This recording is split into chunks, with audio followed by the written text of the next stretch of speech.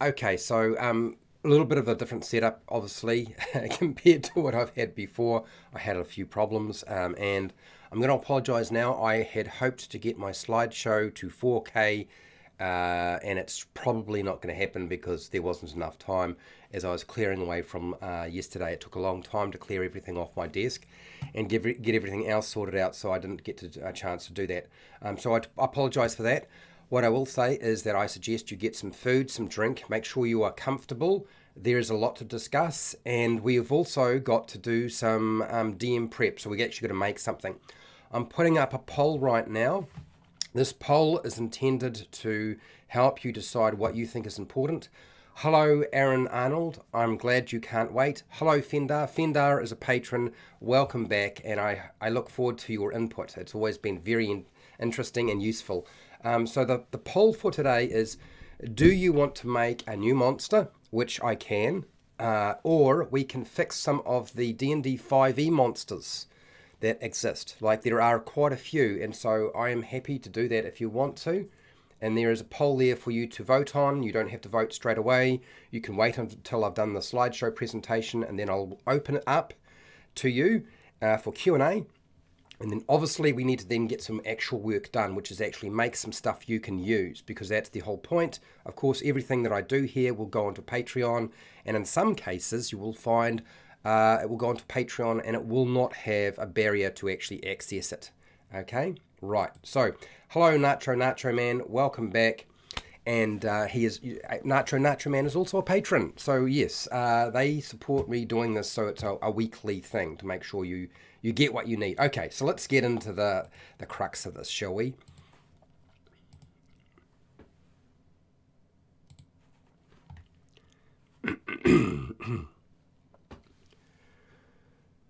Hi, welcome to How to D&D. My name is Fred Weller, and today I want to talk about Dungeons and Dragons, because I usually do talk about Dungeons and Dragons and roleplay games. Today, this is the Dungeon Master preparation. This is lesson 3, where we build monsters. That's right, we build monsters. So what is the overview? What are we actually going to be doing today? Well, what I'm going to do is I'm going to cover monster stat block builders and cover that section.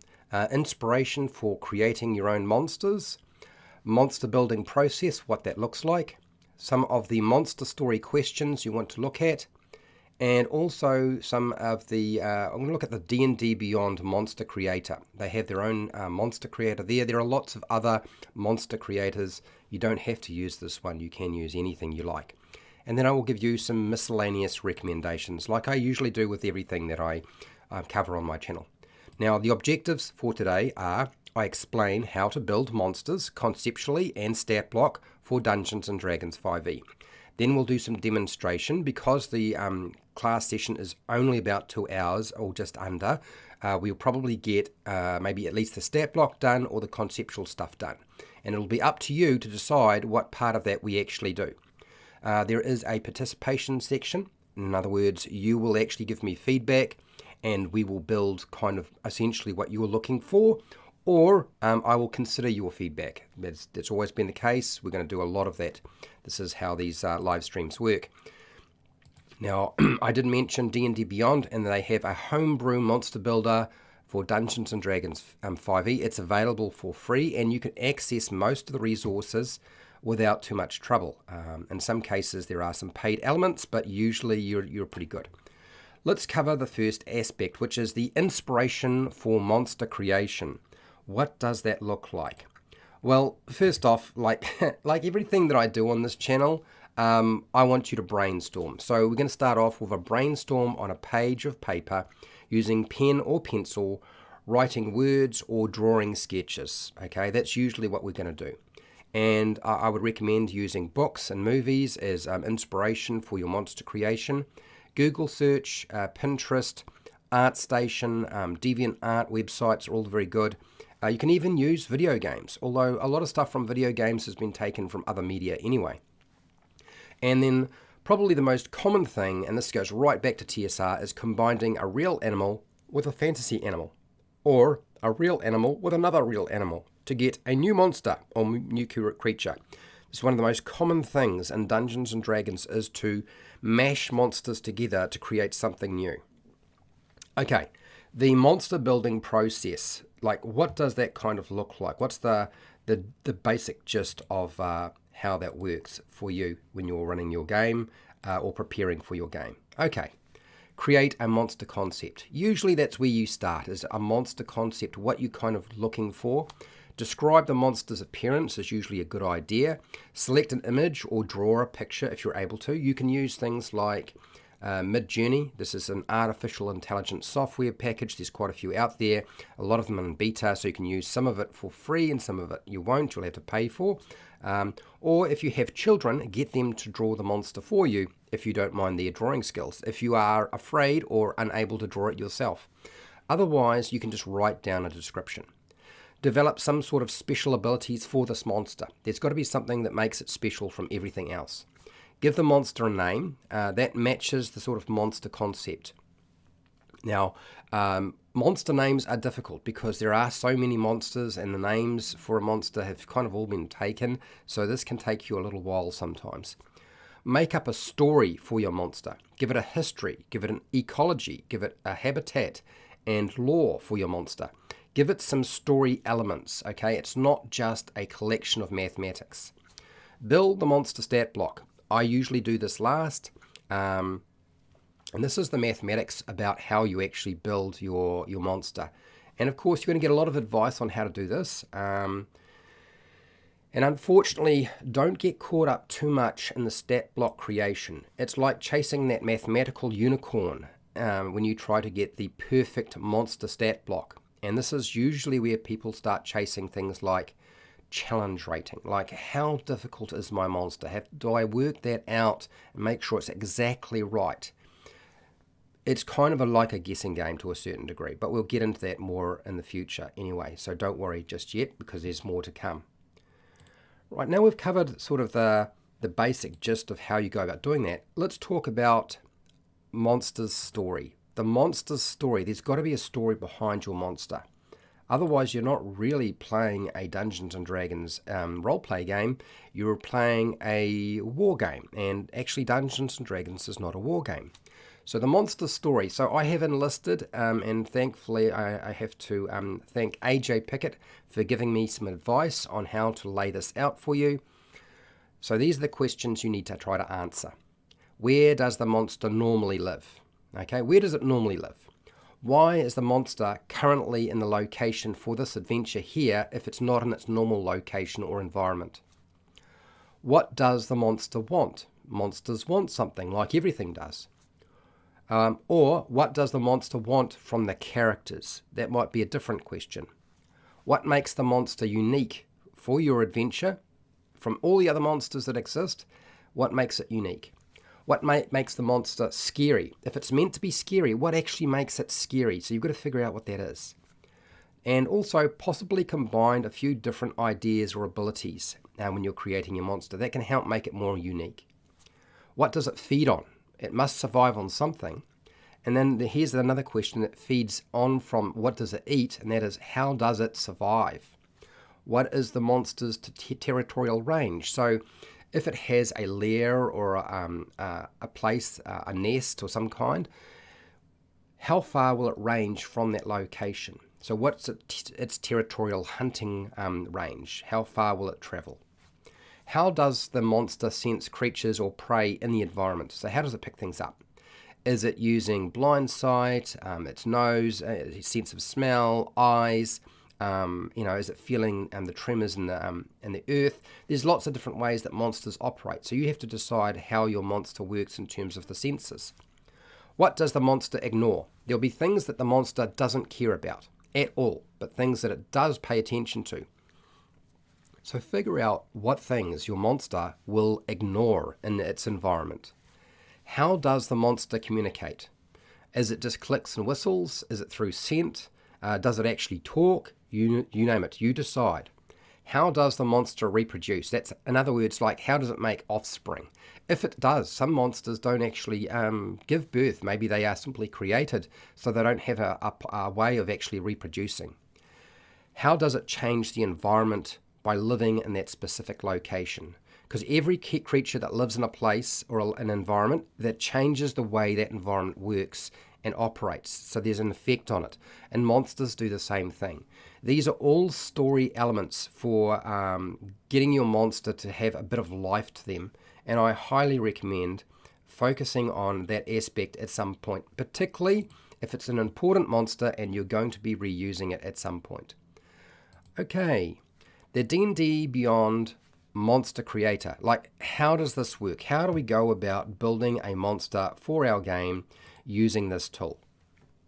Now, a lot of the advice I give here, frankly, you'll find most of it, almost all of it, will apply to any kind of software package or application that allows you to build and create monsters, because D&D Beyond is not the only one.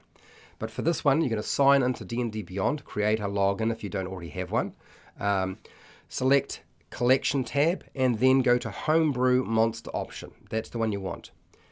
You can select Create from Scratch, but there are options to actually create from an existing monster and make modifications if you want to. I would advise you to consult the Dungeon Master Guide on page 274 that provides the quick monster stat block table. This is much more accurate than going through and looking at the monster manual and trying to find a monster that's close enough to the challenge rating you're looking for or how it functions. Okay, although you can do that, you probably want to consult that table, because unfortunately the monster manual for 5e is full of monsters that don't really follow the supposed rules and conventions for monster creation for 5e. So you're better to rely on that table, and much to my surprise, AJ Pickett does something very similar, but then after that it gets a bit more nebulous. Select the challenge rating you want for your monster from that table and transfer all the details that it gives you for your monster into the stat block on D&D Beyond. That's what I would advise you do. That gives you your proficiency bonuses, so you know what they are. Attack, what's your attack roll going to be? What sort of damage are you doing per round? That gives you that. What sort of difficulty class, DCs are going to be involved? What's its armor class? How many hit points will this monster have?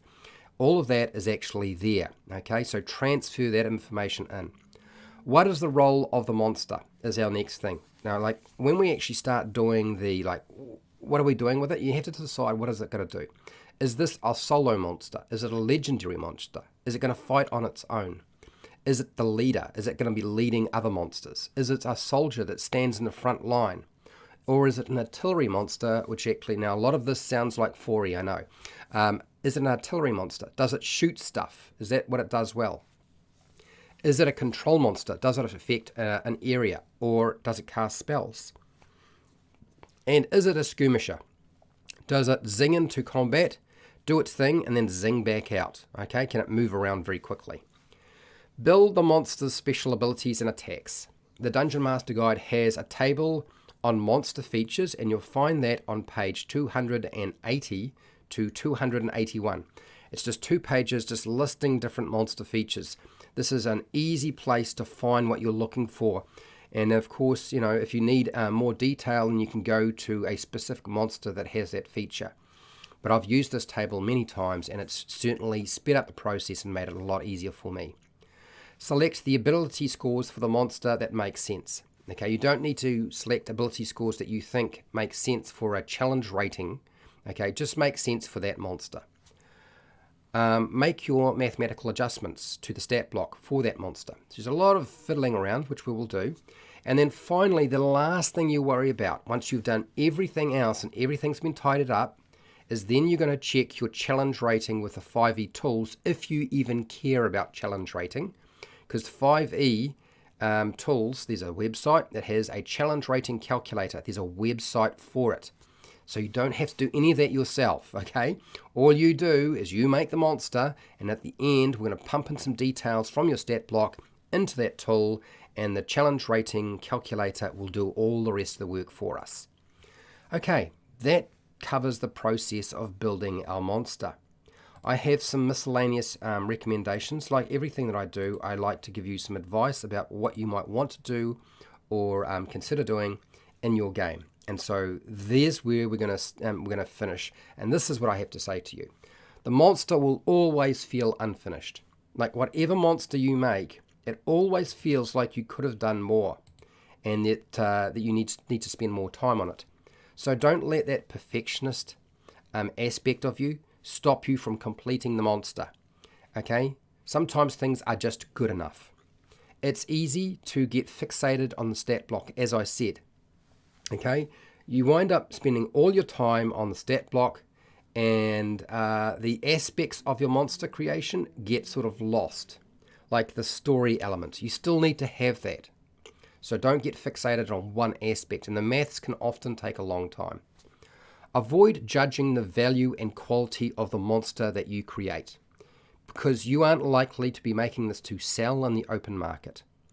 Okay, it's probably for your game, your own home group, and it's all right to make a monster that appeals to you, your players like, but nobody else does or has any interest in. Okay, that doesn't matter. You only need to worry about yourself and your players at your table, and that's it. So that is all my advice to you in terms of how you go about building your own monsters in the game for Dungeons & Dragons 5e. I'm hoping this advice was useful to you. I would like you to ask what questions you have in the comments section. Give any advice and feedback that you would like to give. I would certainly be interested to hear it. And hey, till next time, keep rolling those 20s.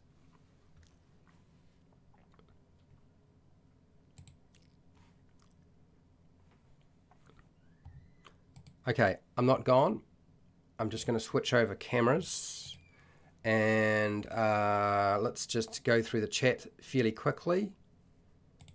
Hopefully that covered all the things that people were hoping I would cover. I will also give me an opportunity to have a look at the...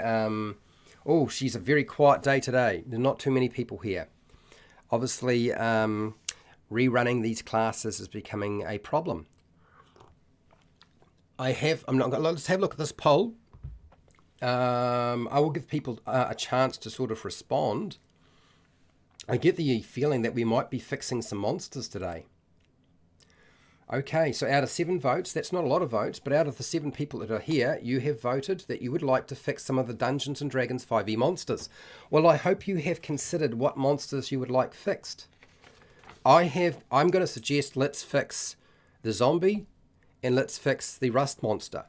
But use the chat right now and tell me what monsters you think need to be fixed, and let's have a go at fixing some monsters. I'm happy to do that. Fix some monsters. I kind of knew that this would probably be something that people wanted. Just watching, 29% undecided. Okay, so people know what they want. Okay, right. So I'm going to put down rust monster, but you're going to write down some other things. Rust monster. 2, the zombie. Fender, sounds good to you. Now, Fender, you probably already have something that I've done with the zombie before, but I was having a hard think about what we could do more with that and change it again. Because there's actually I believe it, is it a plague zombie on my Patreon, the stat block you can download. It may be very poor quality in terms of resolution, but I can improve that in the future. And anyway, okay, so let's go into chat. I've already said hi to Fender, who's a patron. Nacho Man, who's also a patron. How's it going? Hello, Scott McLee. How's it going? You're running Lost Mine of Fendelver and was wondering if I could combine 12 zombies from the Necromancer side quest to form one giant zombie, kind of like the zombie and Gundam. Hope that makes sense. No, it does make sense. There's a zombie clot, I believe, in the Ravenloft. I wonder if I can pull the zombie clot up. This monster, where is it? Let's just see. So let's answer that question now. So again, we can probably fix more than one monster in one sitting, people. So you put in more than one monster, and so if we can get to them all, we will. And if there's anything that looks too hard, I'll save it for another time. Okay, so zombie clot. I think that is definitely the Ravenloft book. Zombie. I'll just type in zombie and see what we get into D&D Beyond. Can I see it here? Zombie clot. There it is. All right. Okay, so let me bring this other screen over so you can see what I'm looking at. This might be more of what you're after. What about the ghoul? Okay, I'm marking down the ghoul. 3 ghoul. That's the ghoul. All right. So, oh, and the other thing I suppose I need to make sure is I have my appropriate page open for the Dungeon Master's Guide 274. Let's get that done now. 274. There it is. There's my chart, which we'll put on the side because that's going to probably be easier for me to see. Okay. All right. So let's move over to this page here. I'm going to show you the zombie clot. Okay. And this is probably more what you're after, although you could just turn it into a monster that's made of many parts. I don't think that's going to be a problem really. Window. Now, why is that not doing its thing? It's not doing its thing for a variety of reasons. Maybe it's just trying to catch up. Let us just go into here. Properties. Okay, that made a big difference. So I will just shuffle that over to there, like so. And put my face. Whoops, don't want to move that there. Can I grab that camera? There we go. Grab that camera, put it over there. That keeps me out of the way. Okay, so this is probably the monster you are after. Transferring over now. Okay. I would imagine that this is what you're after, buddy. This is the zombie clot. This thing here has a challenge rating of 6. So it's actually quite a high level. It would be a tough fight if the players are like level 2. If they're level 3... not so bad, but it's still going to be a rough battle, I would imagine, considering what it can do and the amount of damage it can pump out. And it also has multi-attack. I find that I've used this monster before, and I've found that it is not really challenging for the challenge rating it's set for. It does not stand up as a solo monster as such. You would think it would, but it doesn't. So the zombie clot kind of works better if you use it with other monsters. And frankly, I think it's quite a low power monster. So that means you're probably better to use this challenge rating 6 monster with lower level characters, particularly if they're experienced. If they're not experienced, I would just follow the guidelines that Wizards of the Coast gives, because you never know what's going to happen otherwise. Do you know what I mean? So I think that would be my first piece of advice to you if you're going to try and do anything like that. If you wanted to have a monster that's combined, that's probably the best way to do it, is use this thing. Okay. I think that covered it pretty well. Nacho Man, what do you got here? I'd rather run 1 giant zombie than 12 zombies. No, fair enough. They'll be level 3. Okay, so we could actually have a look at what the challenge rating is for that. If I can get my blooming mouse to work. Here we go. So where's Kobold Fight Club? Kobold Fight Club. Plus, there it is. Kobold Fight Club Plus. Go in here. I can't remember if this is going to let me do this, but we'll do this. How many players do you have? Zombie Clot. It probably won't give me Zombie Clot, because I will have to have everything accessible.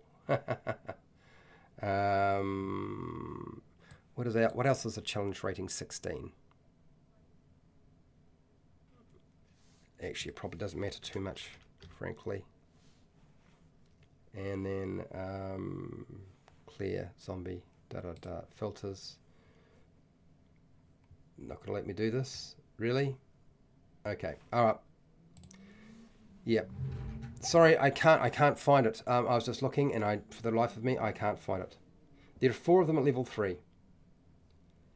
Pack Tactics, Scott. Yeah, they could. They certainly could. Okay, so yeah, I'm gonna struggle to find. I don't know why it's not working the way it should have just come out, but it didn't.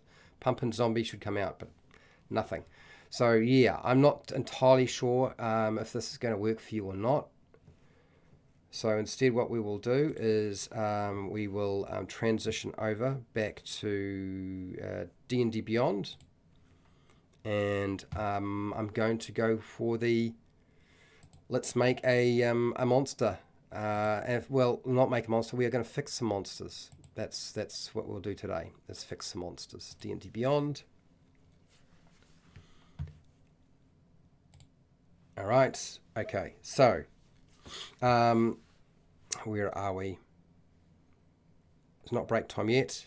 I'm going to give you just a quick slideshow. Am I going to give you a slideshow? No, I'm not going to give you a slideshow. I'm going to just give you my face. I'm going to give you my face. There we go. Back to here. All right. Okay, so let's fix some monsters. I think that's a good start. Is let's sort out some monsters, and the zombie seems to be high on the priority for a lot of people. So I think that's a reasonable one to deal with. Yep, seems like a good idea. Okay, we're fixing monsters. Now it's 50%. Let me grab my phone. Where is my phone? My phone is over. Oh, there it is.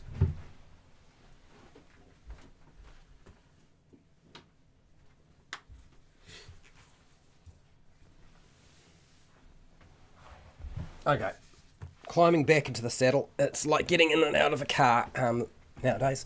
I actually have to, because I'm so short, I actually have to put a pillow underneath me. Would you believe it? That's what it's like. Okay. All right, so let's go straight into D&D Beyond. Transition back over, and we'll do this. D&D Beyond, window capture. Okay, all right.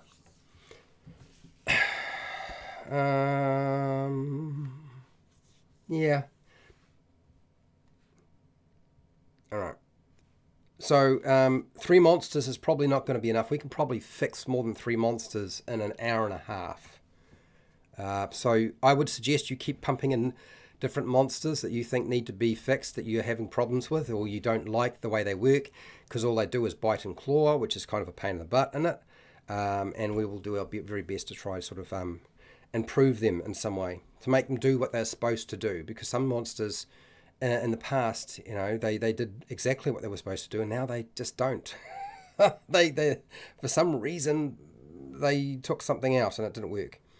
Anyway, okay, so I can see roughly what's going on here. Let's get to work here.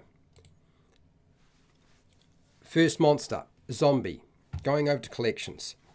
I believe I have a homebrew collection, and I might have done the zombie in the past. So let's have a look to see what we've got here.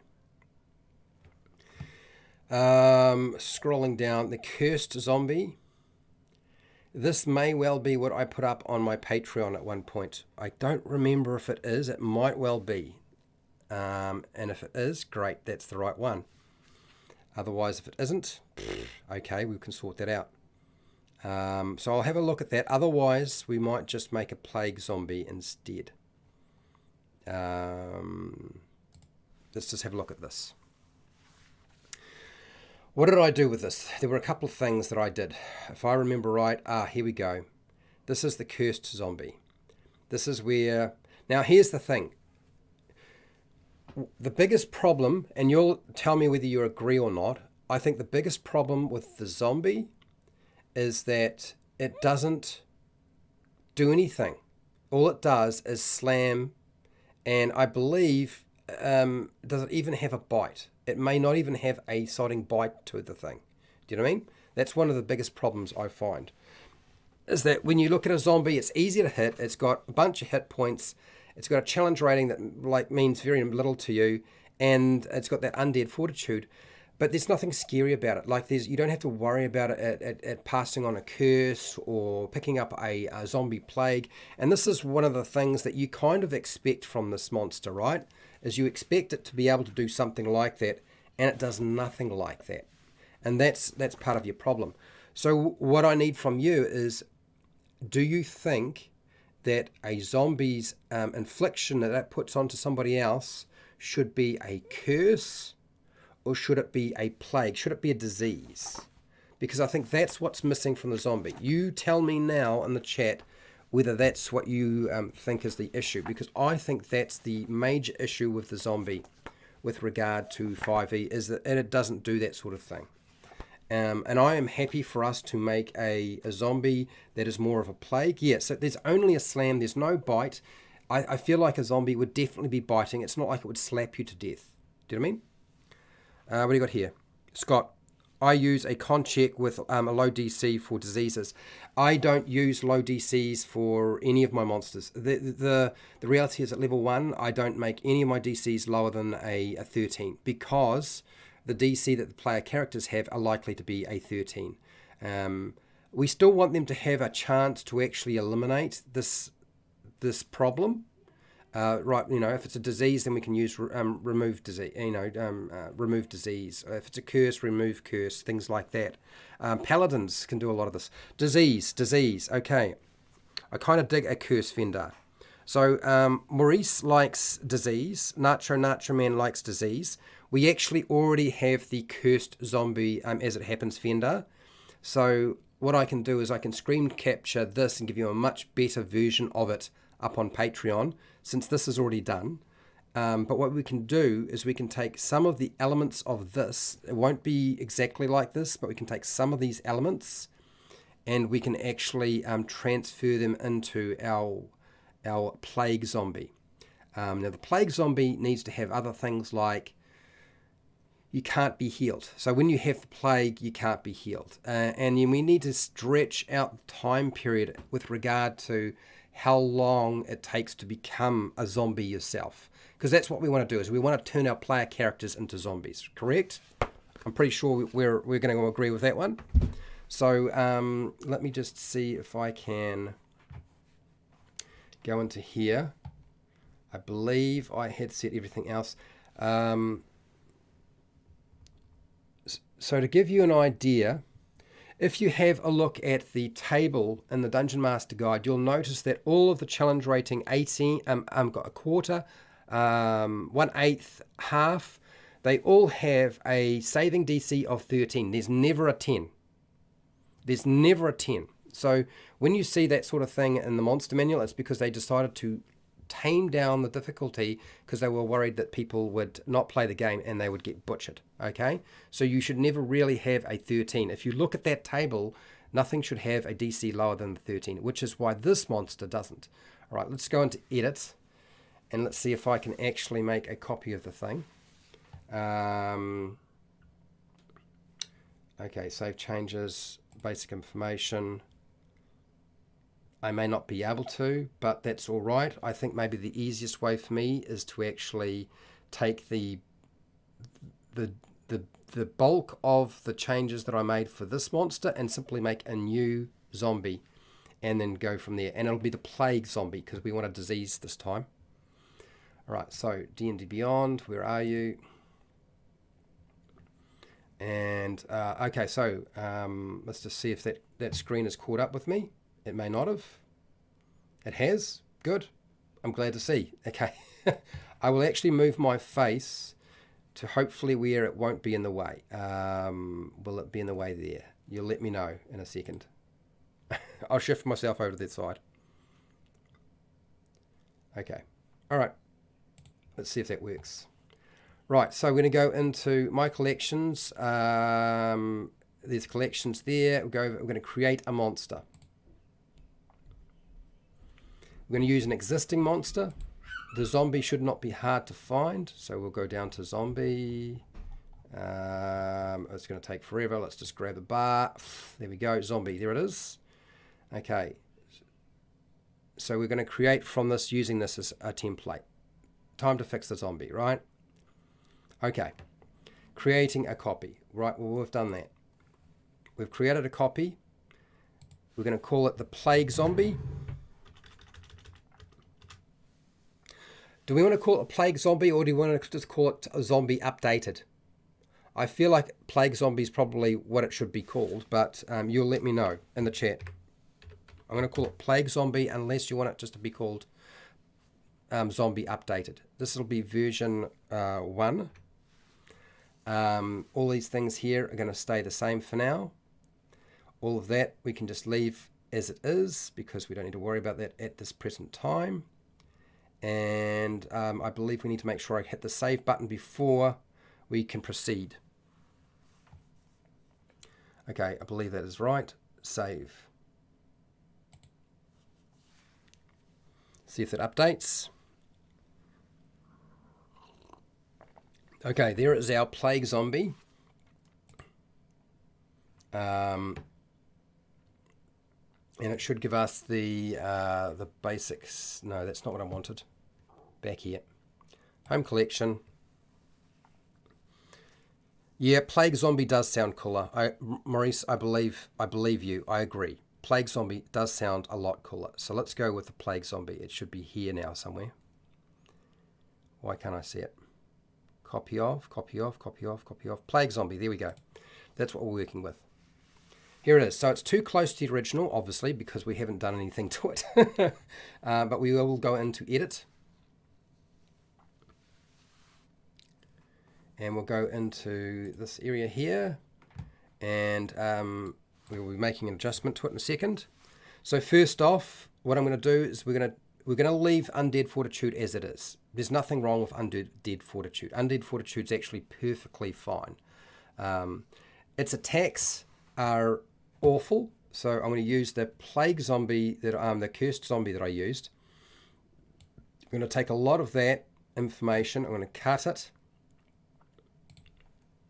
and we're going to have to adjust it, unfortunately, but that's just the reality of this situation, and we're going to put it in.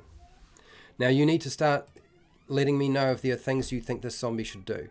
Now, it's a challenge rating. Do we remember what the challenge rating of this silly thing was? It's a quarter. Now, if we look at our table, and I can't show you the table in the Dungeon Master Guide at the same time. I wish I could. But if we look at the quarter, it says that any kind of attack bonus should be at least a +3 for this level. Now, the problem is all of your players are going to have at least a +5. So it's 2 points off, which makes it not that much of a danger. It's probably not going to hit that often, and it's not going to do that much damage. Okay? Which is fine if you can actually give it a plague feature to it. So it's not going to hit that much. We're going to accept that now. So we've got a slam, we've got a bite. That's already worked out for us. None of that damage need to be adjusted. We're going to leave that. We're not going to change that at all. Okay, but we're definitely going to keep the target must succeed a DC 13 saving throw or be diseased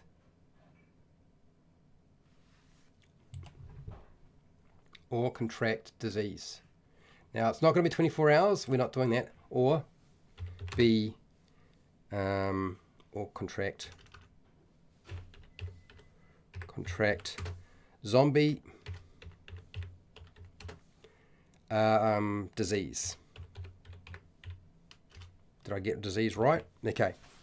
So that's our first thing. You're probably starting to realize that where I'm going with this. We're actually going to make this section very, very simple, and we're going to give it a different trait over here. We're going to actually give it something far more horrible. For those of you who are like, what's he doing? Okay.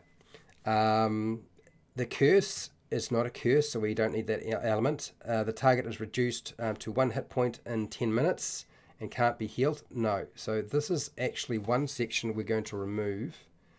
We're going to take that. Going to cut it. Cut. Okay. And then over here, we're going to create our new trait. This is what you wanted. Zombie disease. Correct? This is what you truly wanted your monster to have. If it's going to be a zombie, you wanted zombie disease. So we're going to actually do some stuff with this. This is where we're going to wind up having to spend the most time, is getting this right. Okay? High passive perception because of sense of smell for flesh. Yeah, I suppose we could change its sense, its perception. Now, where is it currently sitting at? Strength, wisdom, where are the ability scores? I can't see them. Did I skip it? Did I go down too far? What am I looking at here that I'm missing?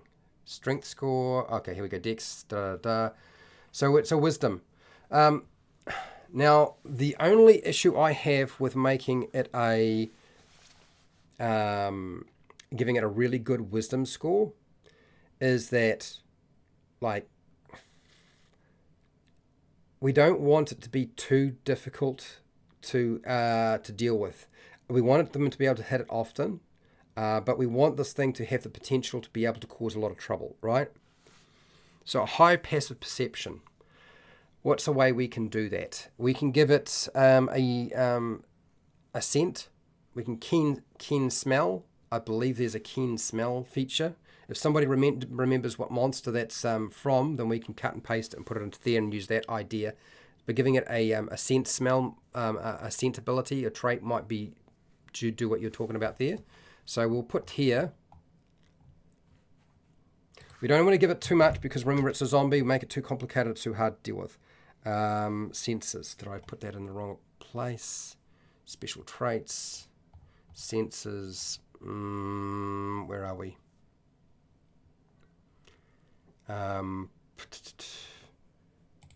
Immune to.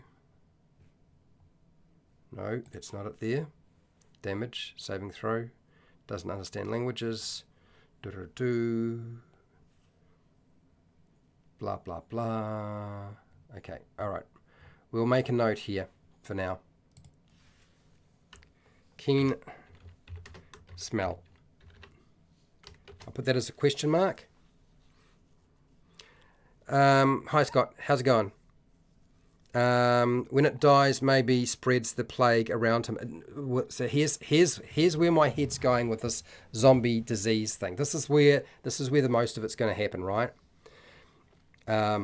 Is the target is reduced to 1 hit point in 10 minutes. That we don't want. Okay, the target.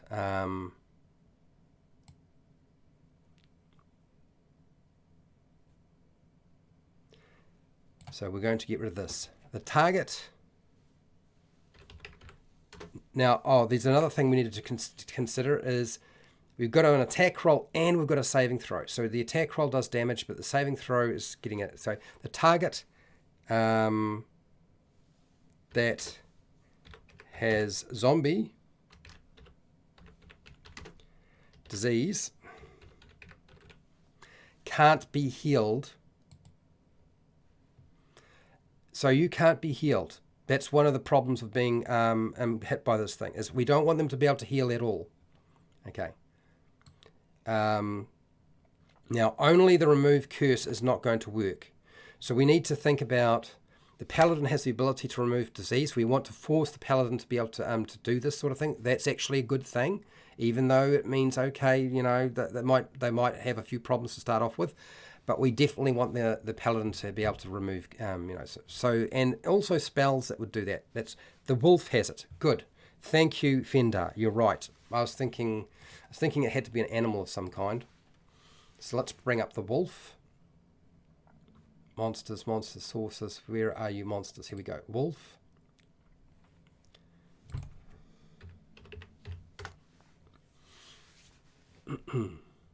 So we will just cycle down. We don't need that one. We just need the wolf. And it has keen hearing and smell. We are not going to be using keen hearing. Okay? Copy.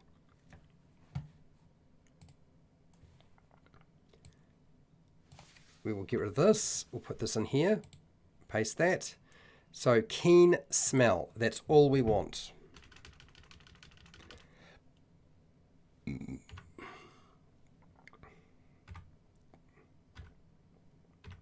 Okay, keen smell. Now, so we want to go the zombie, plague zombie. Zombie has advantage on wisdom perception checks that rely on smell only. That's it. That will solve a lot of our problems. This here has to go, because this won't let me do anything with it otherwise. Perception.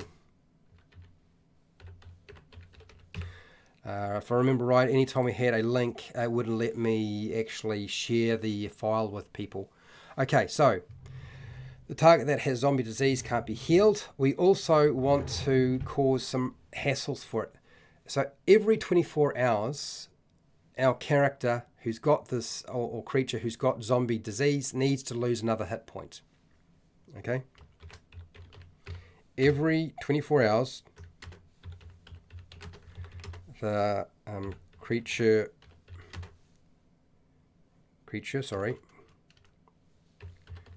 with, now you can see what I'm doing. Yeah, good. My face is not in the way. With the disease loses 1 hit point. That means it would take 4 days for a commoner to die from the bite from this thing, unless of course it was already killed by the creature during the attack, which is entirely possible. But we're giving a commoner 4 days, which means our player characters, because they're superheroes, are going to have a lot more time to spend to get this done, and that's perfectly fine. Okay, right. We want them to slowly fall apart. Next, now, how many things remove disease? The paladin. We've got to consider the paladin. We need to consider, I'm pretty sure there's a remove disease spell. The wish spell would definitely do it. Maybe less restoration could remove this thing. Okay. Now, but we need to add another add to the bit. So you can't be healed. Every 24 hours, the creature with the disease loses 1 hit point. When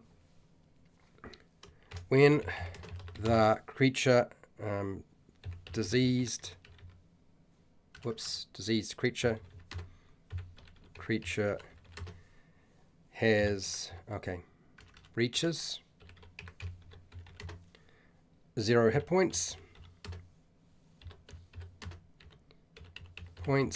it dies and rises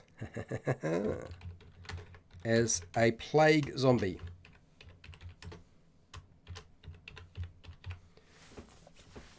Right, there we go. So we've got that little bit in there. Now we need to give the players some options, and we're going to put into the stat block ways they can deal with this. This is actually super simple. There's not an awful lot going on here. Okay, so there's not a lot of changes that you need to make. It's just that zombie disease and your keen smell. So even if you wanted to make up your own stat block, you're going to have no problems doing this. And we don't even have to change the challenge rating on the thing. You don't have to change any of that. Okay, the zombie disease thing, yeah, that's pretty nasty, but monsters should be doing this sort of thing. Okay, so let's have a look at the player's handbook and start figuring out what things we need to add in here that work with regard to this monster. So I think what I'm going to do is I'm just going to go in here. Just give me a second and grab that. That's my workspace. We're doing all right here. You're not going to be blocked. Transition over. Okay, that's better. Back to our workspace. So, first off, remove curse. I'm pretty sure there's a remove curse spell. You meant 1 hit point max a night? No. You meant 1 hit point max a night. No, what I mean is, every 24 hours, the creature with the disease loses 1 hit point. Is that not clear? Do I need to reword it? So every 24 hours that passes, the creature with the disease loses 1 hit point. You don't get to make a saving throw. It just continues to do its thing. Is that clear? If anybody's confused by that, you let me know. Okay, right, now let's deal with remove curse has a remove disease, I'm pretty sure as well. Where are you? Remove disease.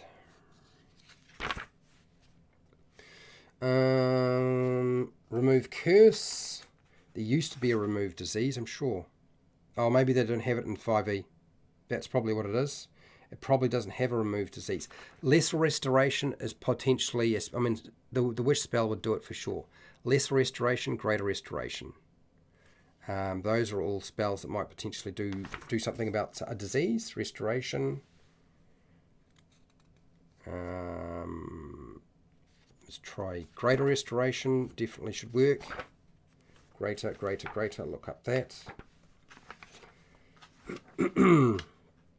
Greater restoration. Okay, so this is on page 146 of the player's handbook, and it says here, greater restoration. It's quite expensive to cast it. You imbue a creature with touch with positive energy to undo a debilitating effect. You can reduce the target's exhaustion level. Okay, no. One effect that charmed or petrified the target, not going to be any good. One curse, including the target's attunement to an accursed magic item. We're not going to deal with that. Any reduction to one of the target's ability scores? No. One effect, reducing the target's hit point maximum. Okay. I see where you're going with this. So for this to work here, greater restoration, one effect, reducing the target's hit point maximum. Okay. Okay, so here we go. So So let's close up this little gap here. This is where our little hole begins. Sorry, I'm going to move that over there. So the target that has zombie disease can't be healed by magical means or by taking a rest. So there's no way to get hit points back. Isn't that now more? Is that a bit more? That's slightly clearer than it was before, right? Because we're not necessarily reducing their maximum hit points. We're just slowly having them perish until they finally reach 0 hit points. Okay. Okay. So next, let's try less restoration. Maybe that is the one that deals with disease. I know there is one. There must be still one. Disease. Okay, lesser, L, that might help. L, lesser restoration. Dun, dun, dun. Here we go, lesser restoration. This only affects, here we go. You can touch a creature and can end either one disease or one condition afflicting it. This is the spell we want to include here. So this is the spell that we're after, lesser restoration. Okay, let's add in that. So we're going to remove our only the lesser restoration spell. The lesser restoration spell. The paladins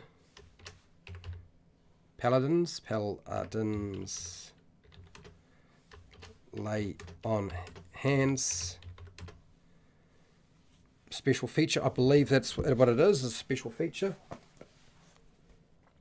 Let's just check, make sure we're not, because we're not going to give them healing. But you can remove disease with a paladin. Pardon me, monk, paladin. Where are you? Rogue, ranger, oaths, paladin. Lay on hands. Here we go. Okay. Yep, one disease. So if you have a paladin, you could potentially get rid of it, which is great. Do we want them to have some way of doing that? So the paladin's special disease, removing layer on hands feature.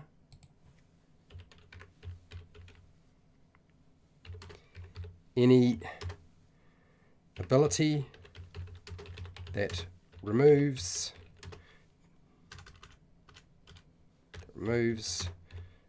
diseases, and the wish spell can remove the plague from the creature. There we go. That there, I think, is where we're at.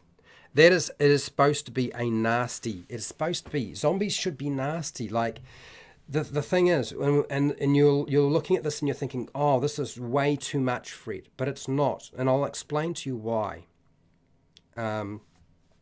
First off, even if they're losing one hit every 24 hours, they're probably going to have a few days to go somewhere to sort out the problem. Yep, even if they don't have a paladin in the party. If they don't have access to lesser restoration, then they've still got time. We've made lesser restoration option because it is. The Paladin special disease removing lay on hands feature, and any ability, in fact, that removes diseases, and then the wish spell can remove the plague. Now, you're very rarely going to wind up with the wish spell being used because they're probably, if they've got with the wish spell, somebody's probably got lesser restoration. Okay, so it's never going to come into play. There's plenty of time to go and seek out NPCs to get assistance before they start falling apart and turning into a zombie. So, and a lot of this stuff can be achieved at low level. So that they could even just go find themselves a very low level paladin to actually remove the disease for them. Okay, so it's not actually as bad as you might think. But what it does is it puts a ticking timer on the player characters, forcing them to do something about the fact that they've been dealing with zombies. And zombies impart their disease by biting. So, of course, even though it doesn't do as much damage by biting, that's not what you're trying to do. You're trying to get them diseased. Do people like that there more as a creature for a zombie compared to what you had before? We didn't actually change much. We added 2 or 3 things. We gave it a bite, gave it a disease, and it will have a saving throw that gives it a diseasing effect. And then now, if I can just find the sodding thing.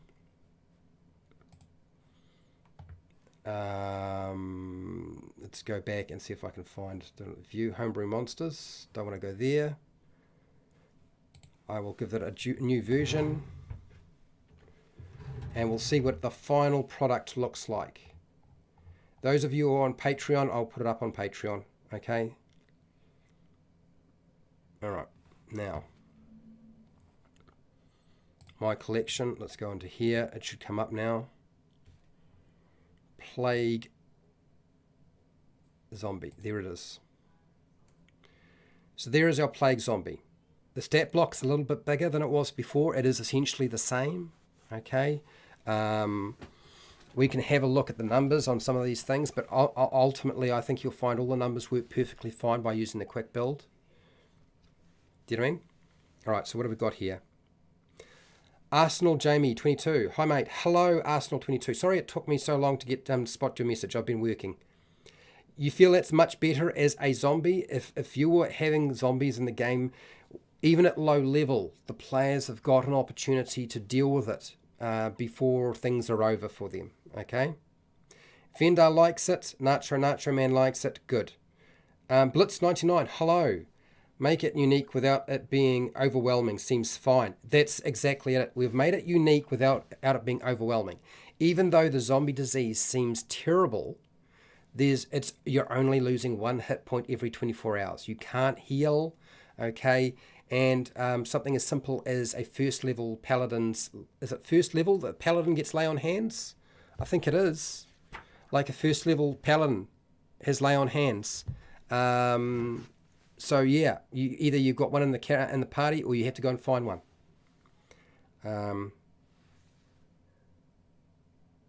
That makes sense. Okay, cool. All right, so let's say we have fixed the zombie. I'm going to do just a quick look at the little section on my chart to make sure all my numbers work out. I don't believe that I need to change anything because we actually haven't done more damage. We've just given it a very nasty special ability. So, challenge rating 14, 1 quarter. Proficiency bonuses +2, yes. Our armor class is an 8 on the monster, but it's usually a 13. So it was usually, would have been a higher level monster before this occurred. We will check our calculation for that. Hit points should be ranging between, 36 to 49 hit points. That's quite a lot. It's only got 22. Attack bonus is 3. We've got that. damage per round. It's doing between 4 and 3 points. It's within the what we want. Our save DC is a 13. Never should be lower than a 13 when you're dealing with low level monsters. Even a challenge rating 1/8 should have a DC 13. So let's put it into the challenge rater thing that we've got, and we can actually check it. You remember how I said once we make a monster, we can actually check to make sure we've actually got all our maths right? Well, we can, because I have a link here, if I can find the slotting thing, that should take us exactly to that tool. Okay, there is the link. And copy the link. Okay, and I'm going to close that. We don't need the cursed zombie anymore. We want the plague zombie. And we're going to go over to this website.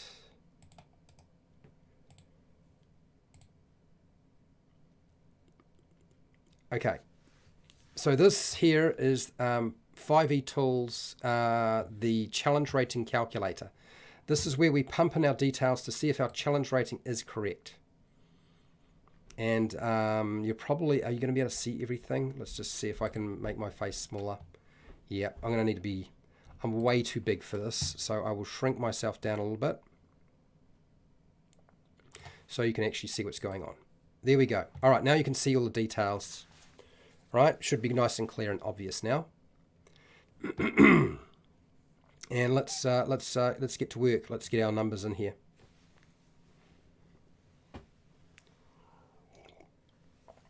So first off, there are a few things that we need to add in here.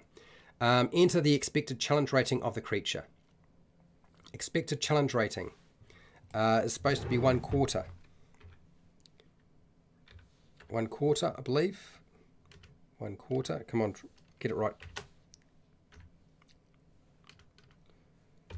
1/4. I think that's right. It's this one here.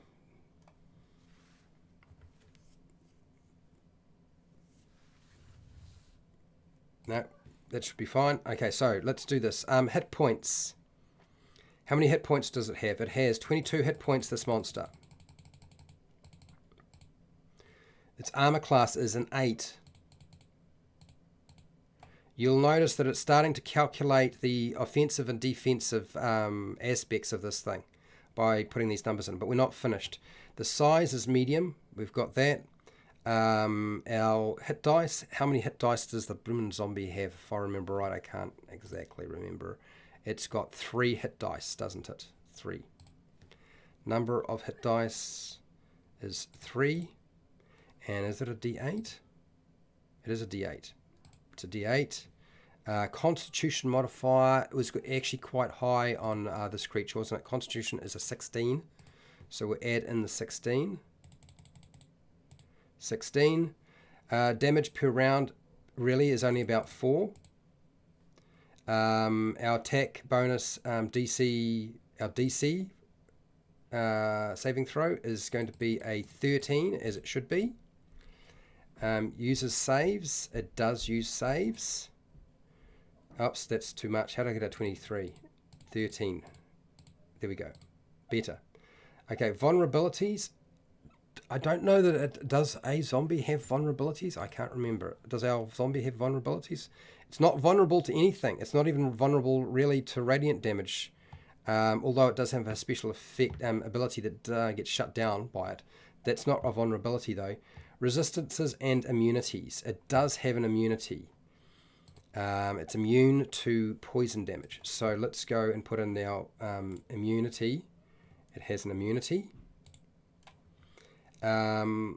Flies and can deal damage at range. Doesn't do any of that. Saving throws.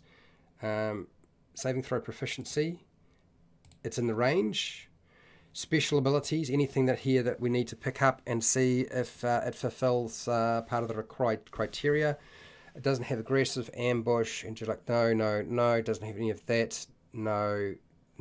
Heated body, horrifying, legendary resistances, magic resistance.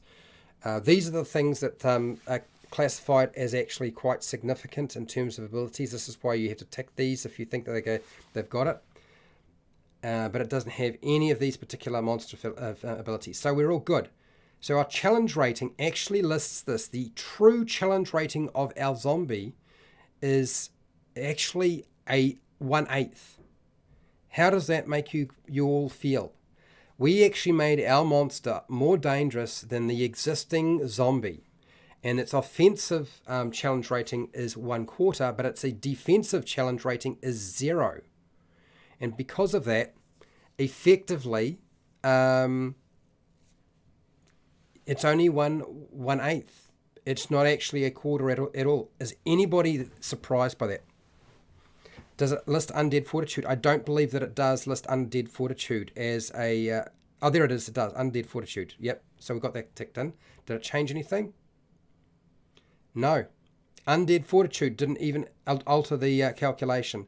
Even with Undead Fortitude, we are still looking at a 1/8 a challenge rating for our zombie. That gives you an idea of just how weak a zombie is. They are annoying when they don't go down. If you don't have enough characters, yes. But yeah. Thank you for that, by the way, Fender, for pointing that out. We've got that calculated in. So yeah, this is not a tough challenge. And look, effectively, if you look at it and how it's, we should probably be giving it 51 hit points, if you ask me. 51 hit points would make a lot more sense for this zombie.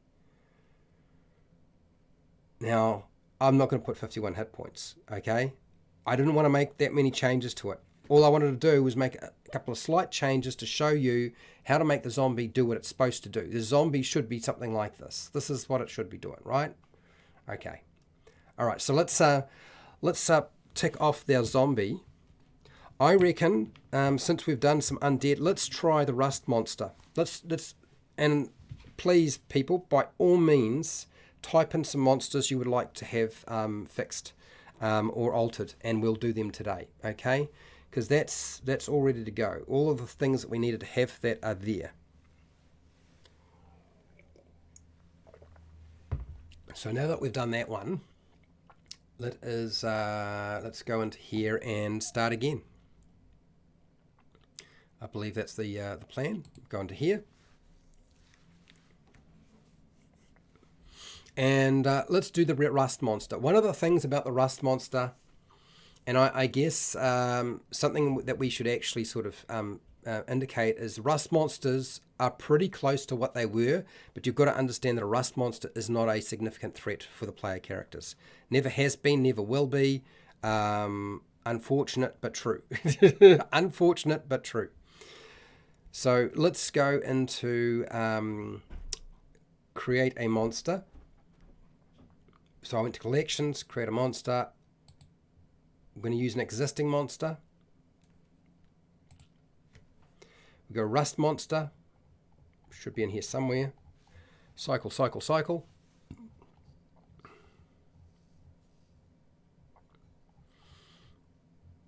Now, am I ever going to get to R? Sometime this week. Rust, Roper, there. So we'll take the rust monster. We'll create it. We will make some slight alterations to our title. I think in this case, we're just going to call this rust monster updated. Do you like the word updated or remixed or rehashed or, yeah. Is there something you want to call it to distinguish it? For now, I'm just going to call it updated. If you want to call it remixed or something, you let me know. This is version 1. And I might need to make my head a little bit smaller too, so that you can actually see everything, because you probably won't be able to see everything right now.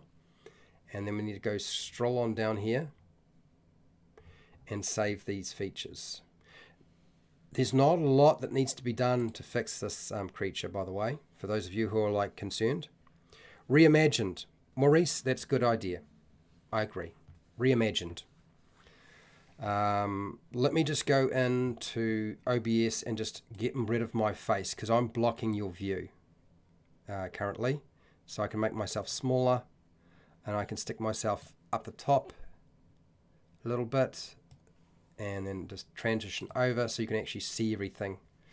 Yeah, we can get to work. Okay, let's get to work. Let's fix this thing. Into here.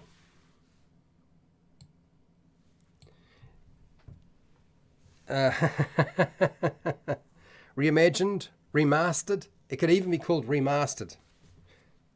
Fender, you're laughing. So let's make it really clear. Rust monsters are not designed or intended to kill player characters. They have never been intended to do that. That's not their purpose in the game. Okay? So if you're trying to do something like that and you think that that's how they work, no. They're never a challenge in terms of a fight. Rust monsters don't work. They're not supposed to be like that.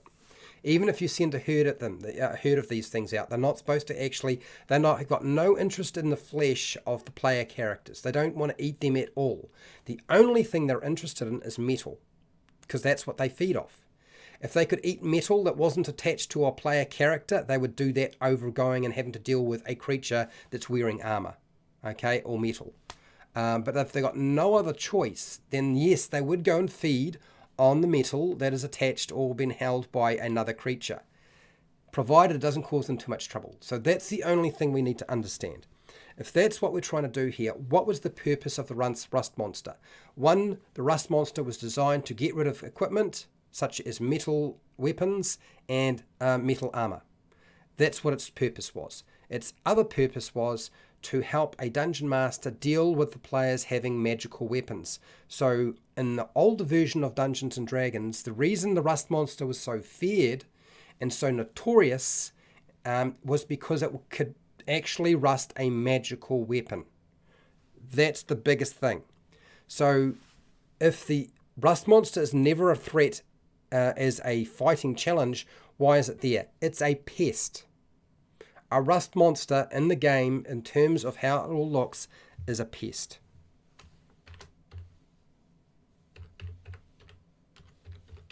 So we're going to create a pest. Or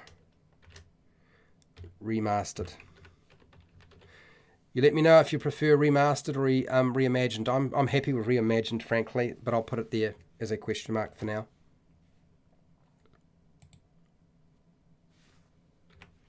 Okay, so this is version 2. Monstrosity challenge rating apparently is a half. We don't have to change any of that other stuff. We've got our iron scent. There's actually nothing wrong with the iron scent feature. The monster can pinpoint scent by location of ferrous metals within 30 feet. So it doesn't have a particularly good eyesight, which is fine. And then rust metal. Any non-magical weapon made of metal that hits the rust monster corrodes. Okay.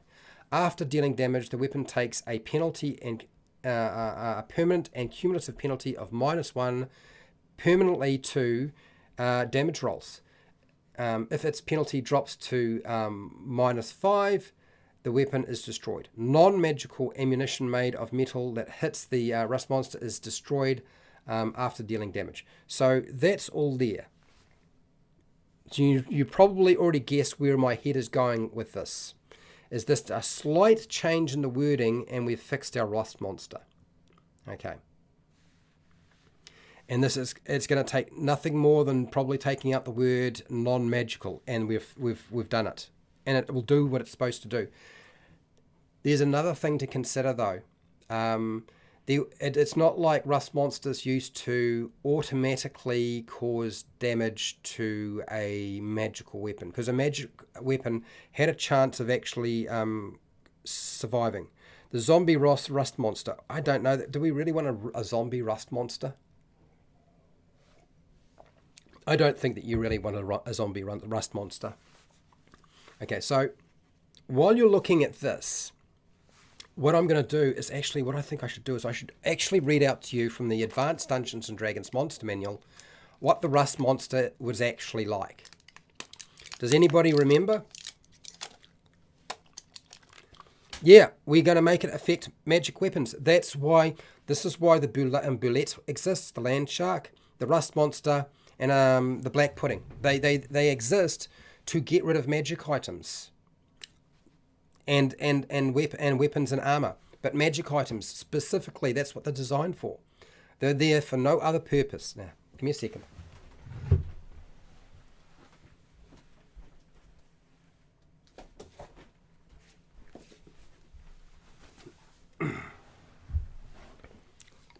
This is the book. This is the book we want. Donalion.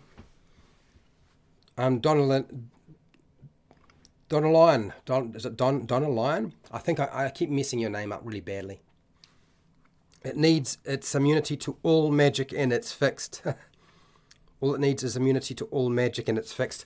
I don't know about all magic. I don't think that's necessarily what we're dealing with here. So this book here is called The Monstrous Manual. Advanced Dungeons & Dragons 2nd edition. I don't have the 1st edition book, unfortunately. I'm going to look up rust monsters and give you an idea of what would have been happening with our monster if it was doing its job properly. Now, the reason that Wizards of the Coast took away this ability for the monster to affect and rust a magic weapon is players hate it. Hate it. Hello, Major Laser. How's it going? I remember encountering rust monsters in Advanced Dungeons & Dragons when I was a child. It's been a while. Yeah, all right. So, let's have a look at what we have here. Under combat, this is the thing we need to look at and consider. Rust monsters are placid by nature. That's right, placid. But when they get within scent range of metal, they become excited and immediately dash towards the source. Rust monsters can smell metal up to 90 feet away. 90 feet. Well, I feel like 30 feet's not long enough now, so we're going to change our iron scent to 90 feet. Did anybody ever feel like 30 feet was right tame? Well, now it's 90 feet. Here we go. This is not going to appeal to some of the modern players. I can see this right now. So 90 feet is what we really need. If the rust monster's antennae touch metal, determined by a successful attack roll. Okay, so they have an attack roll. That's that antennae attack. We've got that there. The metal rusts. Magical items have a chance of being unaffected equal to 10% for each plus. A +2 weapon or armor has a 20% chance of not being affected. Now this is where it gets complicated. To put something like this into your game is actually quite difficult. But it also makes a lot of sense that magical weapons should have a better chance of surviving than non-magical weapons. Correct? You'll let me know if you feel like that seems unreasonable. Any affected metal rusts or corrodes and immediately falls to pieces that are easily eaten and digested by the creature. Metal weapons strike the rust monster are affected just as if the creature's antennae had touched them. Should a non-weapon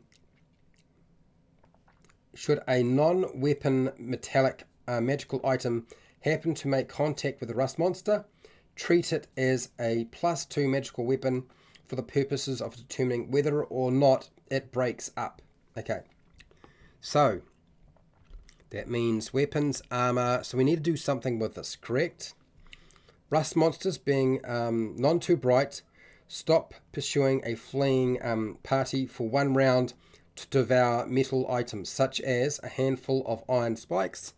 This is why you were supposed to carry this stuff in the game, correct? A mace, a hammer, a piece of chain would be appropriate. If the party throws them behind, the rust monster goes after the ferrous metal, such as iron, steel, magical steel alloys, mithril, adamantium. They choose such metals over the valuable metals such as copper, gold, silver, or platinum. So you could still use coins.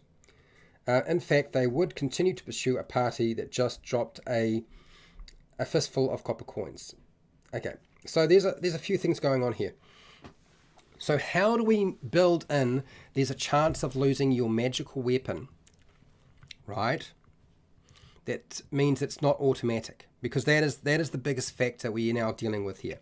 A simple enough mechanic to apply to our game that makes it there's a chance to lose that magic item, but not too easily. Yep. Now, what do you got here? I would call it corrode or nullify monster. Okay. All right. So let's break this apart a little bit and see if we can't figure out the best way of dealing with this. I think currently this is the major sections here that we need to deal with. Everything else we've kind of sorted out. I don't think we need to deal with anything else here too much. So I'm going to go into here.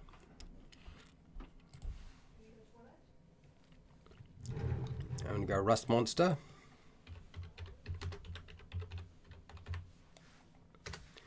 We'll hit that button. There it is. We're just going to take that bit there. We'll copy that.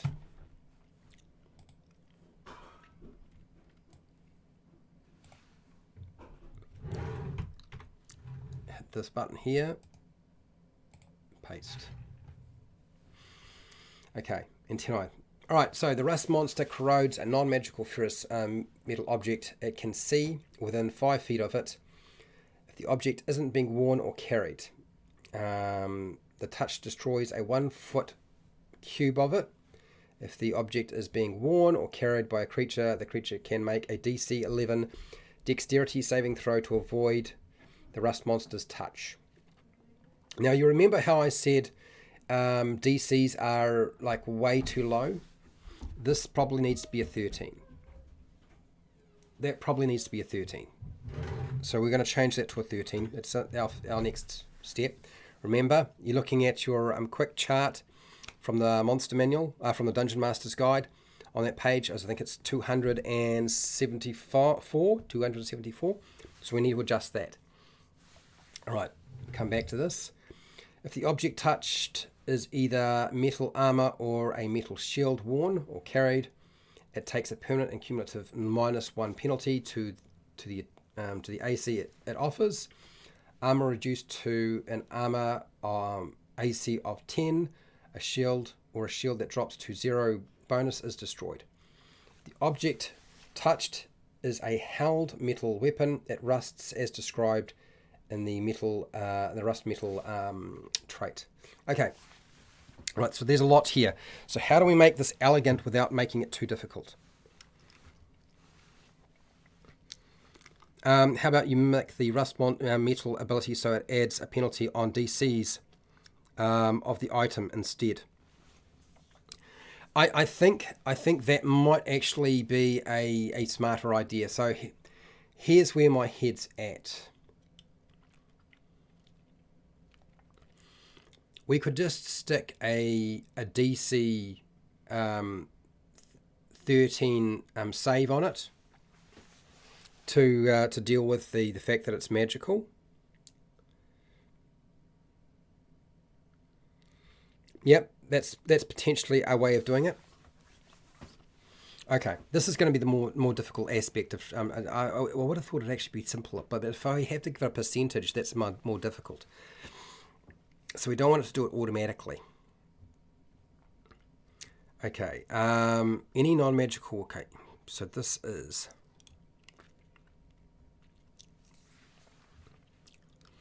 Any non-magical weapon made of metal that hits the Rust Monster corrodes.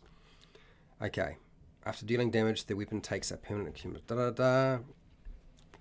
If the penalty drops to 0, the weapon is destroyed. Okay, so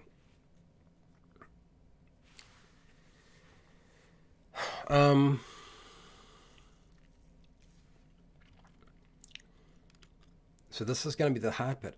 Oh, I'm still struggling to get my head around how I would go about doing this. Maybe it's because I haven't taken a break. Maybe if I go to the toilet and have a think about it, that might work better. Because the last thing I really want them to have to do is start rolling percentile dice if we can help it, because that would just make things very confusing. Very confusing. All right, so this is what I'm going to do. I'm going to put up my take a break, and I'm going to get you to think about how we're going to go about dealing with adding in rusting magic items. Here we go. Hashtag. How do we deal with rusting magic items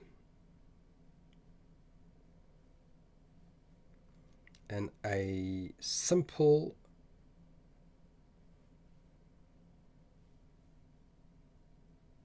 mechanic?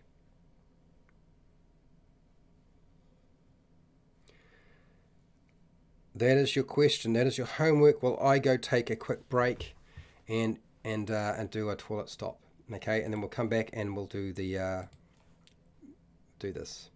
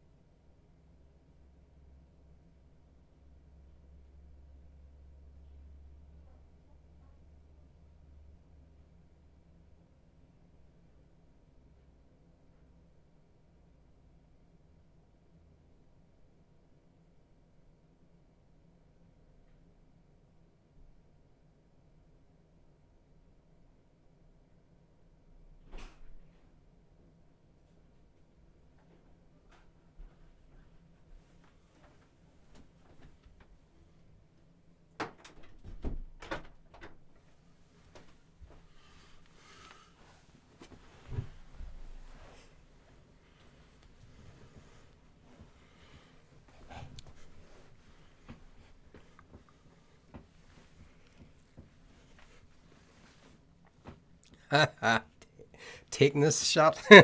Nice. Ah, dear, you're funny. Okay.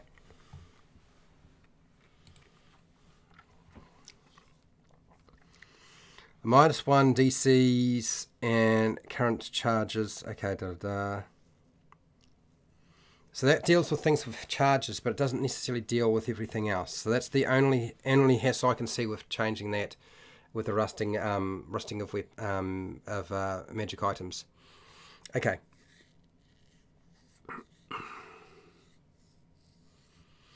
There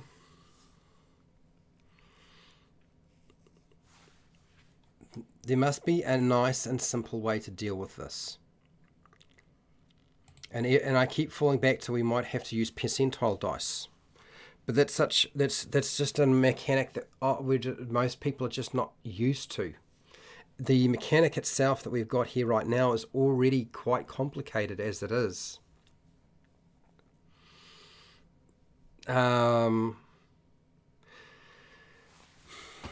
Here's another way of doing this. Any non-magical weapon made of metal that hits the rust monster corrodes. But what we can do is we can reduce the penalty to it. We can reduce that by 1. So a -1 and a 1, if you have a +1 weapon, would cancel it out. So it would mean if you had a +1 weapon, it would not rust it. But that means it never would rust it. So that's still not going to work. We'll maybe give advantage on magic item DC, their magic level. Yeah, I suppose that's true. But then magic level, what are we dealing with this magic level? An item DC. Okay, so we can't do it that way. We can't really give it a DC because it's not really a DC that makes sense. The more and more I look at it, I think maybe they were right that it had to be a percentile roll. There just needed to be a chance of it occurring. And the percentile chance, yeah, maybe we just have no other choice because I don't think it's going to work with a saving throw. I don't think it's going to work with what you suggested, the offender. I don't think that's going to work either. Advantage on a magic item DC. I still don't know how that's going to work effectively for what we're trying to do here. So let's have another look at what we originally were given. Okay, so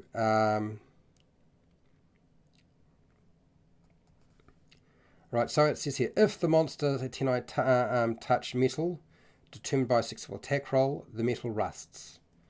Magic items have a chance of being unaffected, equal to 10% for each of the... Okay.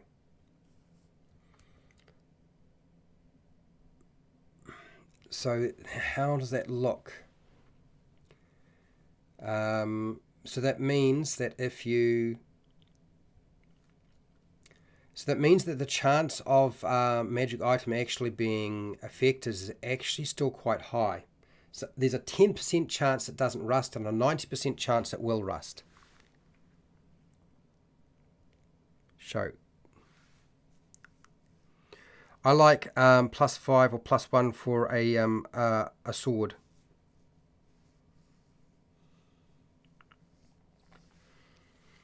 Oh, I see what you're saying. So it would be 10 plus whatever the thing is. That's still not going to be, yeah, that's still not going to, yeah. Okay, so we've got a 90% chance of something rusting if it's magical. For each plus, so 10% for each plus. So that means a +2 weapon has, or armor, has a 20% chance of not being affected, but an 80% chance that it will rust. So there's quite a high level chance of rusting. Actually, I think you're right. First time the item loses its magic temporarily. Second time, it's... Yeah. I think actually we just take it from the Advanced Dungeons and Dragons book. I know that seems like we were just falling back at old mechanics, but I'm looking here at the old mechanics from Advanced Dungeons and Dragons, and they're so similar to 5th ed edition, people. They're so similar. The only thing they've done is taken away the magic item aspect of it. So let's just put it back. They left everything else there. We might as well just put this one back. So we'll use the percentile dice. We very rarely use it anyway. We might as well use it for something, and this seems to be it. So it's now just a matter of me wording it in such a way that it actually makes sense. Okay, so let's see. The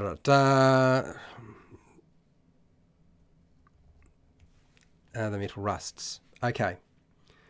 Any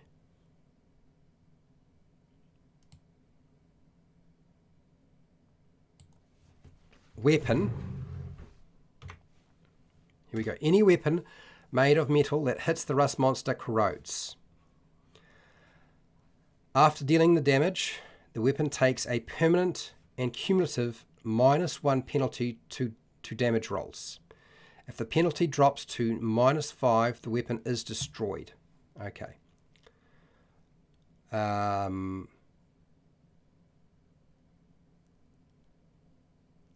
Ammunition. Ammunition made of metal that hits the rust monster is destroyed after dealing damage. Okay. That's our first problem. So we've dealt with everything. That's the magical and the non-magical stuff. That's covered.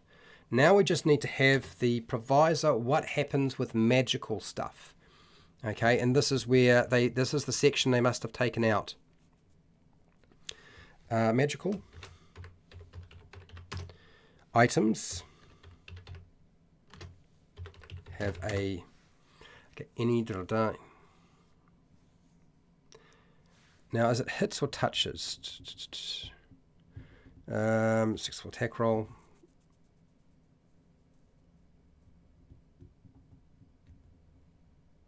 Okay, all right. Okay, magical items have a chance of being unaffected. It's not a great chance, but there is a chance equal to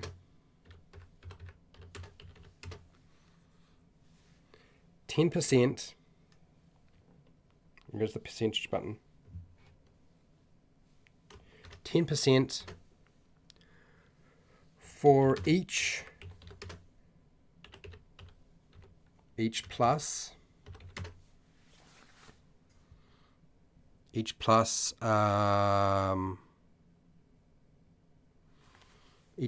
a magical item has. So that means that essentially if you are dealing with a +1 weapon, you have a 10% chance, so you'd have to roll between a 1 and a 10 on a percentile dice to be successful. Like that's what you require. Otherwise, weapon is gone. Okay.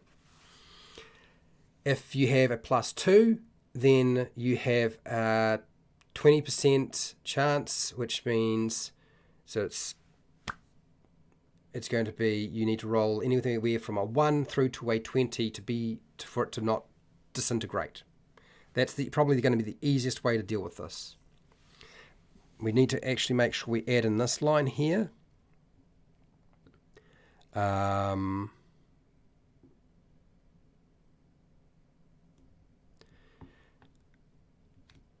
Okay, so here we go.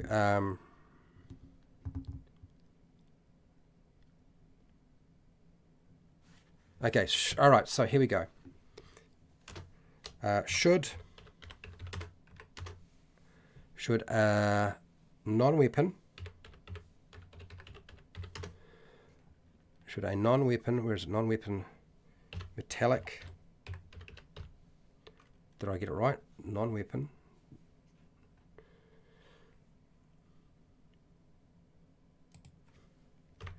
Non-weapon metallic magical item.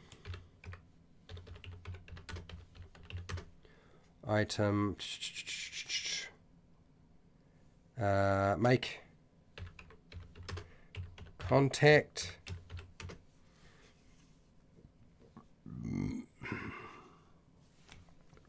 with the rust monster.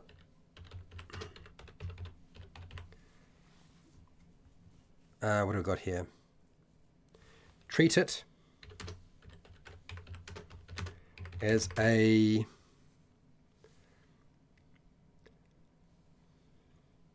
plus, where is it? Plus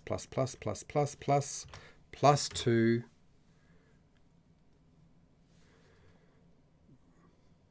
plus 2. So that means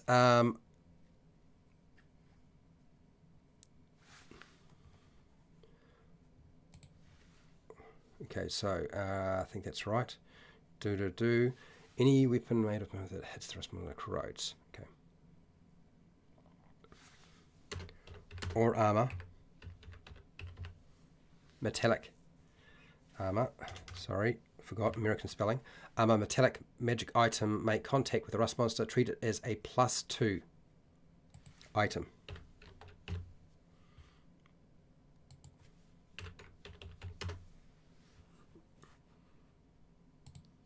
I think that's what we're dealing with here. Does it need to be armor?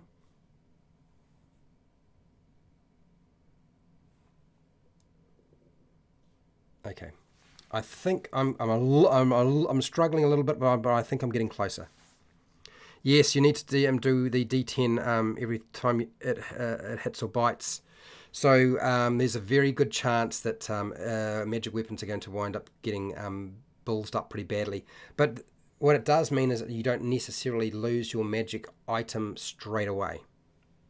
Let's say magic items can't rust, but the magic of the monster just covers the item under a layer of rust that affects weapons damage for some time or until it cleared it. No, I think we need to actually like balls up these magic items at some point. I think that's where we're going to go. But I see what you were saying. It's like, how do we do this in such a way as not to make it too complicated? Because if you look at how it works, although it actually, mechanically, it does make sense, there's something that needs to be done here. I agree that there's too much going on. I think ultimately rust metal just needs to be anything made of metal that hits the rust monster corrodes. That's what we need to put here. Anything. That eliminates whether it's made of metal, whether it's a weapon or not. Anything made of metal that hits the rust monster corrodes. After dealing damage, the weapon takes a permanent and cumulative -1 to damage rolls. Armor loses. Whoops. Sorry.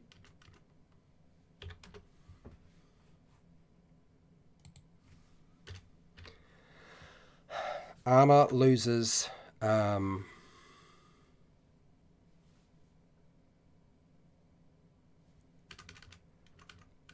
Armor takes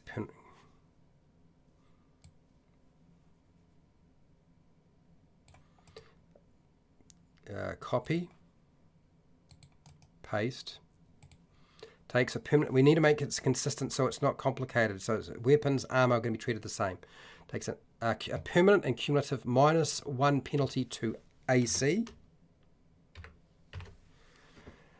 If the penalty is dropped to -5, the weapon or armor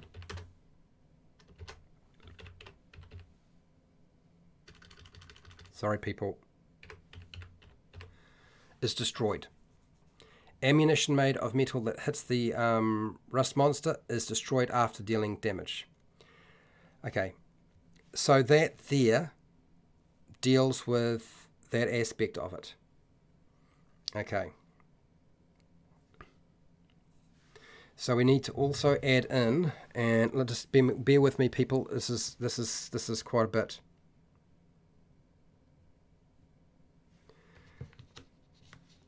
Okay, at the monster's actions, it gives some rules that those you want to apply. Okay.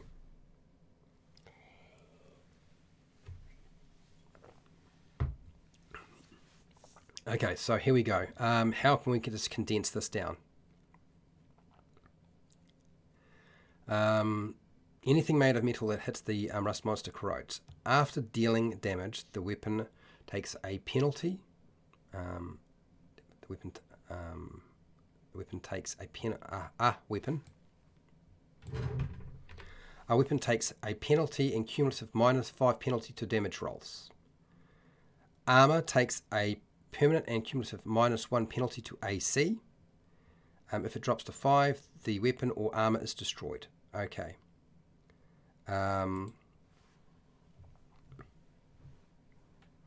Ammunition made of metal that hits the rust monster is destroyed after dealing damage. Okay.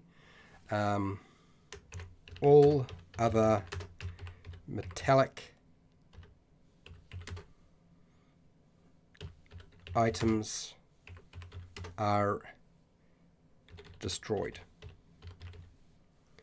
Okay, that's probably the easiest way. So we've got catchment for that. Magic items have a chance of being unaffected equal to 10 plus 10%.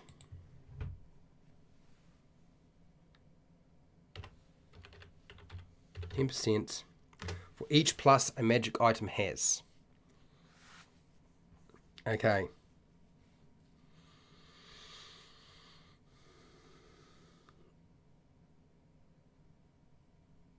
Okay, so that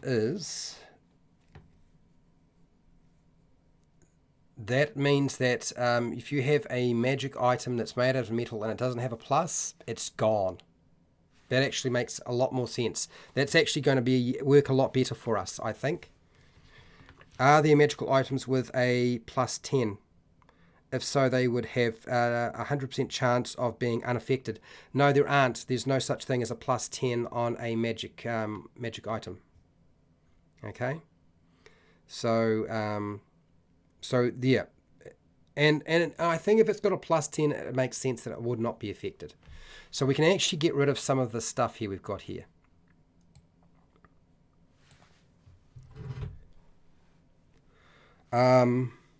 Roll the percentile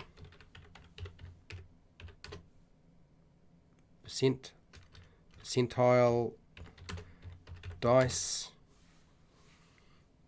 and a 1 to 10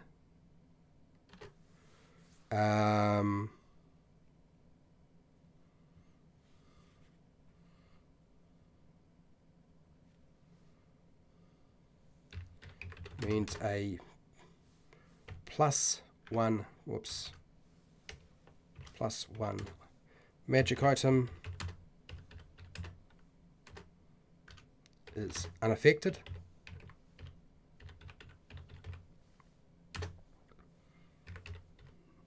And a 1 to 20 means a plus 2 magic item is unaffected. Whoops, I did it again. Let's get rid of that.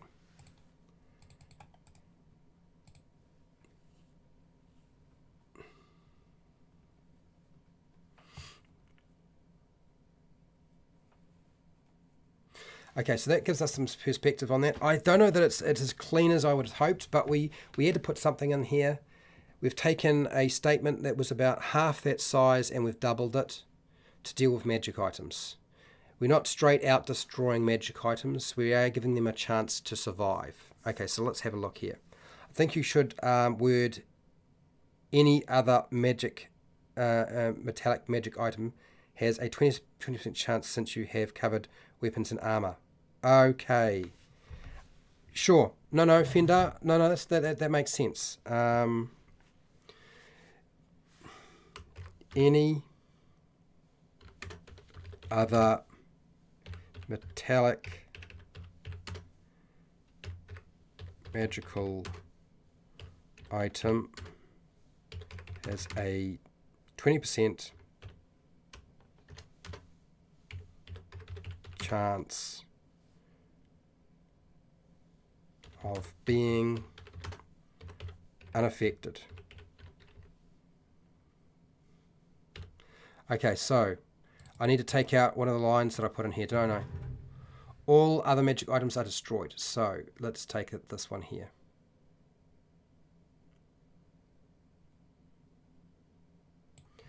There, that's that. Okay, that's a bit clearer. I think that sort of tidied it up a little bit. We need to deal with over here the antennae before I run out of time. Rust monster corrodes a non-magical ferrous metal object. It can see within 5 feet of it. Okay, corrodes a ferrous metal object, not non-magical. We'll get rid of that. Ferrous metal object, it can see within 5 feet of it. If the object isn't being worn or carried, the touch destroys a 1 foot cube of it.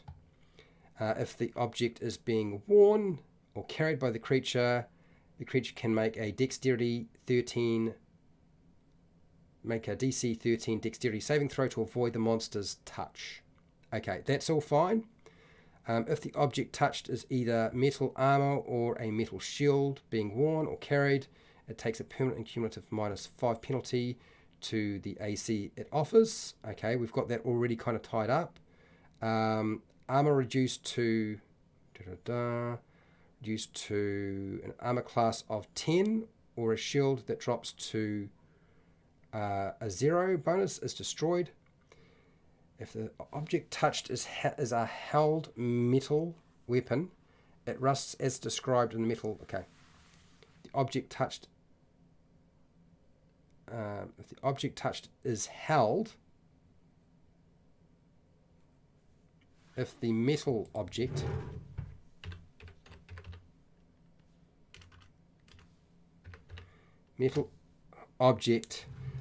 touched is held, doesn't have to be a weapon, just held, it rusts as described in the rust monster trait. Does that clean it all up? Does that give us what we needed with regard to this? We've increased the scent. We've changed it so that now there's a chance for magic items to survive, but they are got a good chance they won't. So here we go. How much have we got here? I meant if it's just replace all the plus things with that line, armor and weapons are accounted for of being magical. Okay, I see what you're saying. All right, so anything made of metal that hits the enemy or corrodes after dealing. Okay, so we after dealing damage, a weapon takes a permanent cumulative -5 penalty. Okay.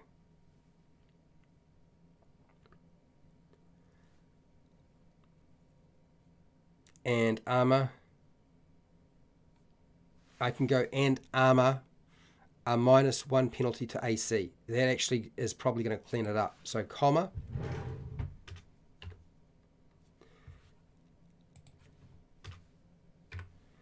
And armor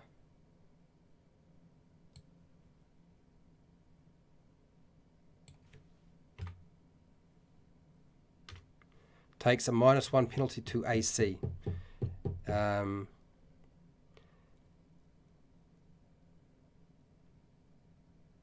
Okay. If the weapon's penalty drops to if the penalty drops to -10, the weapon is destroyed.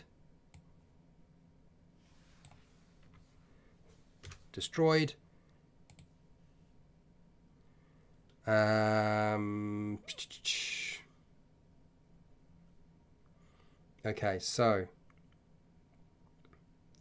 we've already got this section here going into place. That sort of covers that already. I think that's as tidy as we get.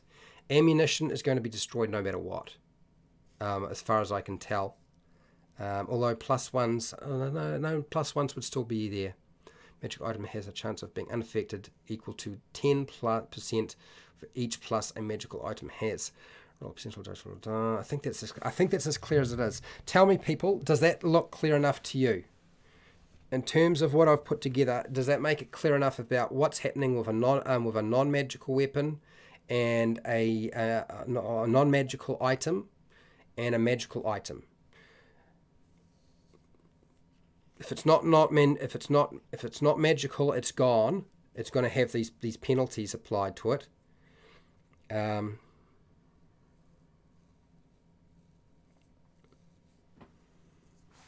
I think that's where we are. Okay. All right. Let's wrap this up and see if I can save this and see what it looks like at the end. If I like the +1 line because it's cleaner, it's clearer. Sling stones, ammunition. Tyler, yeah, good question, good point. Sling stones, if they're not made out of metal, they're not going to be affected. Stones aren't going to be affected. It's got to be metal. I like the +1 line because it's clearer. Okay, so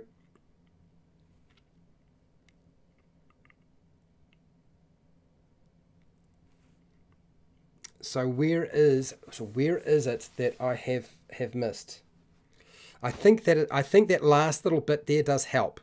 I did notice in the Advanced Dungeons and Dragons book when they were talking about the rust monster, they did actually give like an example of how it works, and I think that's important. So Major Laser, I agree. I think that's actually very important to have that there. Roll the percentile dice, and a 1 to 10 means a +1 magic item is unaffected, and a 1 to 20 means a +2 magic item is unaffected. Any other magic items has a any other magical item that doesn't have a bonus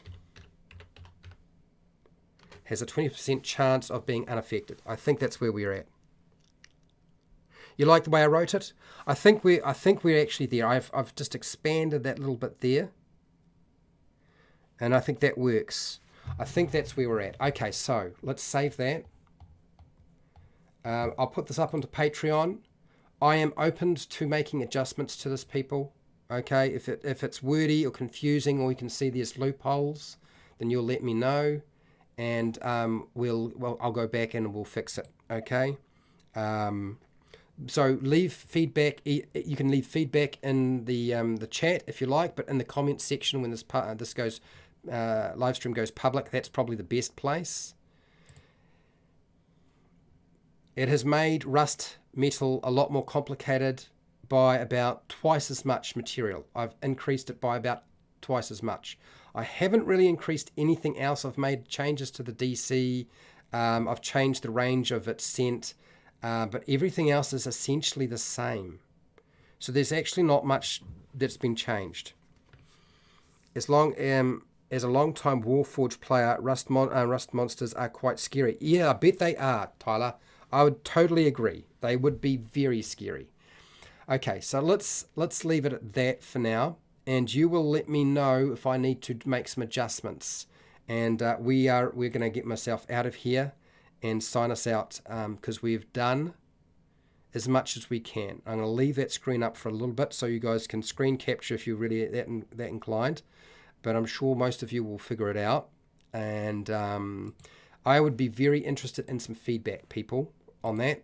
That was actually very difficult. I thought it was going to be so much easier than that. It's actually not that easy to transpose the concept from Advanced Dungeons and Dragons into 5th Ed edition. But honestly, the Rust Monster from Advanced Dungeons and Dragons is so similar in how it works. The only thing they got rid of is the magic item stuff. That's the only thing. So everything's identical. So if you feel like it's outside of the parameters of what the designers have been doing, I don't actually think it is, other than we are adding in your magic items are in trouble. So I just want to say thank you to all of my patrons for supporting me so I can do these classes and these live streams. I really do appreciate it. We keep doing this week after week, and there will be another Dungeon Master preparation tomorrow. We're doing locations. Hopefully that works a lot better. Or it doesn't have quite the hassles that I had with this one. But yeah, thank you to all of my patrons. Thank you to everybody who's been watching my live streams. Thank you for everybody who's been watching the replays of my live streams and my edited videos. I do appreciate it. And wherever you are in the world, whether it be the morning, the night, or the wee early morning or afternoon, look after yourself, your family, and your friends. Be nice to your neighbours. And hey, till next time, keep rolling those 20s.